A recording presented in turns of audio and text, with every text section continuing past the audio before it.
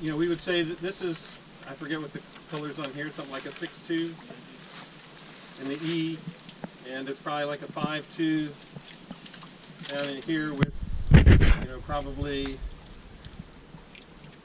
you know, 25 or 30% concentrations. Then we get into this horizon is a little interesting because it's really this horizon that goes from about 25 to about not quite 50 has probably got pretty close to equal proportions of gray of the depleted zone and the concentrations. And when I have my students describe this, about half of them put a gray matrix and about half of them put the reddish-brown matrix with lots of depletions. And how you make that assessment may end up what sort of indicators you use in this soil or consider. So let's step back. If you look at the textures on these are all pretty silty. These are silt loams in the upper part. Once you get into the argillic, they go to silty clay loams. I think the maximum lower part's about 38% clay. Very little sand, I think less than 10% sand, and but close to the clay boundary, but still would be a silty clay. I mean silty clay loam rather than silty clay. So if we sort of ask the Carl Robinette 3 questions. So do we have a organic horizon or a mucky modified horizon in the upper 15 centimeters? Well, not now. If you look at that original description, there was an OE, but if you look at this pit, there's no OE. So we would say, and that A horizon is a mineral, it's a silt loam, it's not a mucky silt loam. So we'd say no, there's not O or mucky modified. Is there a horizon that's got a chroma 2 or less? And we'd say, yeah, all of them. The black one is like a 2.2 or a 2.1, and then we've got, you know, something like a 6.2 or 5.2. So the matrix, so we do have chroma 2 or less, and we also have some prominent concentrations up in there, and so we'd say yes to questions 2 or 3. So clearly we have to consider the possibility of a field indicator here. And so we've got silt loam textures, so which of the group's indicators we're going to think about? A and F. Okay? F. Right? F. Last one was not F. Okay. Well, the last one was F. It was F? Yeah, but even though it was sandy loams, because it was loam, right? So when we look at this, I mean, well, let's talk about the drainage class of the soil. Okay, that's sort of walking the way I do my class, right? So next I say, well, what's the drainage class of this soil? So it's based on sort of how close to the redox depletions occur to the surface, and whether we have what we consider depleted matrix and how close that comes to the surface.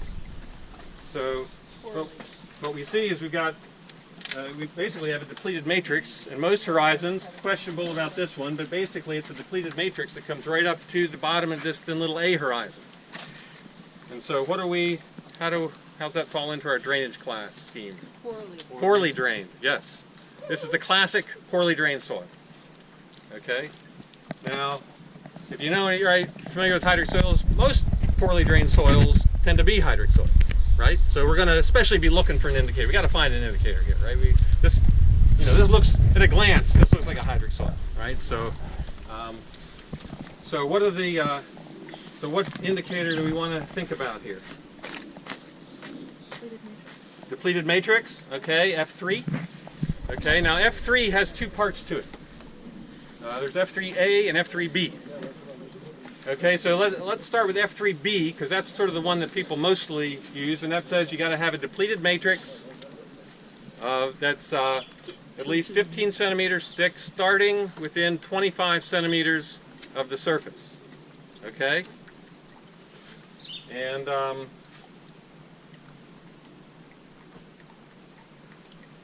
is it 15 centimeters thick, or is it? It's 15 centimeters thick, starting within 25. 25 Okay. So,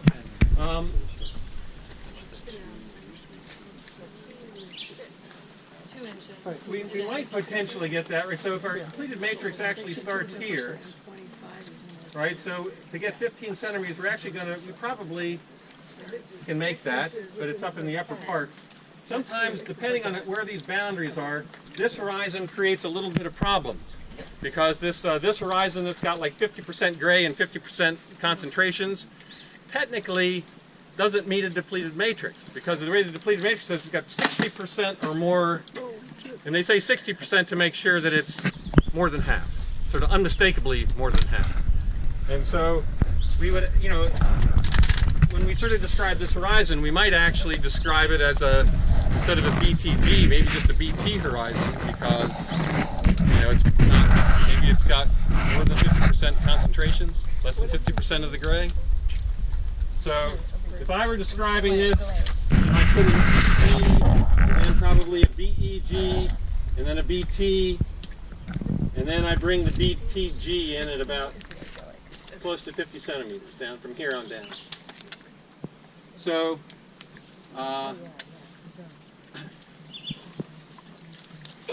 since if our depleted matrix starts, wait, you got inches. Well, I did that because I think many people think in inches. Oh, So right. I just wanted them to see what the inches are, because I'm doing the math in my math. All right. So So it's got to be 6 inches thick, starting within 10 inches.